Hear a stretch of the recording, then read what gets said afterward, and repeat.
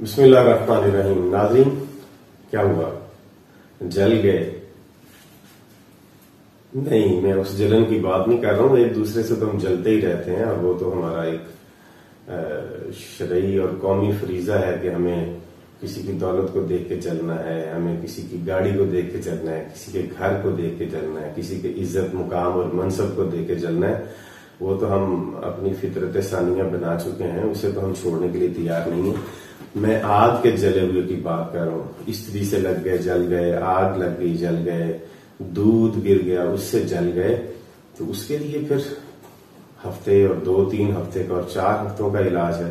کافی لمبا علاج ہے. میں آج آپ کو بہت مختصر اور بہترین علاج جو آپ گھر میں کر سکیں اور آیورویدا کے پرسپیکٹو سے آپ اسے قدرتی طریقے سے اپنی جلن کو ٹھیک کر سکیں. آپ کے اندر کی جلن کا علاج تو آپ کے پاس ہی ہے، وہ تو معلوم ہے آپ کو کیسے آپ اس اپنے اندر کی جلن کو ختم کر سکتے ہیں. لیکن باہر کی جلن کا علاج جو آپ کو معلوم نہیں تھا وہ ہم آپ کو بتائیں گے.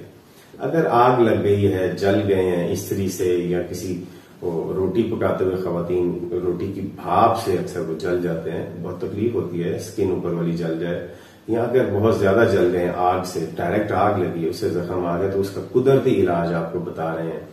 اس کو آپ ذرا غور سے آپ کے گھر سے ہو جائے گا. لیکن 2 علاج میں آپ کو بتا رہا ہوں جلن کے، جلے ہوئے کے علاج کے. پہلا علاج یہ کہ آپ کے گھر میں آپ نے پودے لگائے ہوں گے، کیاری ہوگی آپ کے پاس، اس میں کیچوے ہوتے ہیں. کیچوے جو وہ اپنا پھول کرتے ہیں نا، وہ ہوتا ہے گول گول دانے سے ہوتے ہیں. جہاں پر کیچوے ہوتے ہیں آپ نے دیکھا گول گول دانے کی، مٹی کے گول گول دانے سے ہوتے ہیں، موتی سے بنے ہوتے ہیں. وہ کیچوے کا فضلہ ہوتا ہے. آپ نے وہ دانے لینے ہیں. وہ کیچوے کا فضلہ ہے، وہ مٹی ہی ہوتی ہے اور پاک ہوتی ہے، وہ نجس بھی نہیں ہوتی ہے، مٹی ہوتی ہے، کیونکہ وہ آپ نے وہ لینا ہے.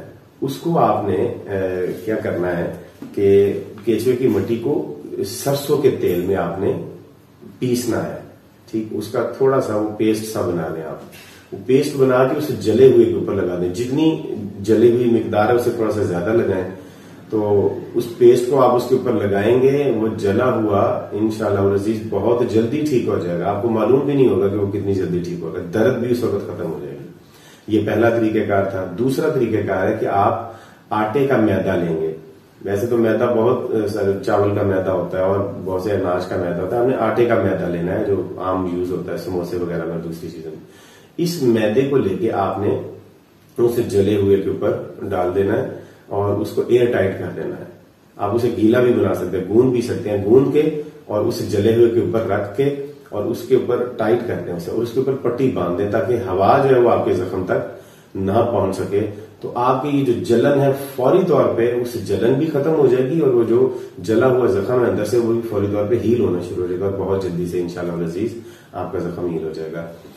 اس چینل کو سبسکرائب کر دیں، آپ کا اپنا چینل ہے. ویڈیو کو لائک کر دیں اور اس کو شیئر بھی کرتے جائیں، چینل کو بھی اور ویڈیو کو بھی اپنے تمام دوست عزیز و اقارب کے ساتھ شیئر کرتے جائیں تاکہ وہ بھی اس سے استفادہ کریں. آپ یقینی طور پہ ابھی بھی چینل کو سبسکرائب نہیں کر رہے ہوں گے کہ ہم نے چینل کو سبسکرائب کر کے کیا کرنا ہے، ہمارا اس سے کیا فائدہ ہونا. آپ کا بھی فائدہ ہوگا اور ہمارا بھی فائدہ ہوگا.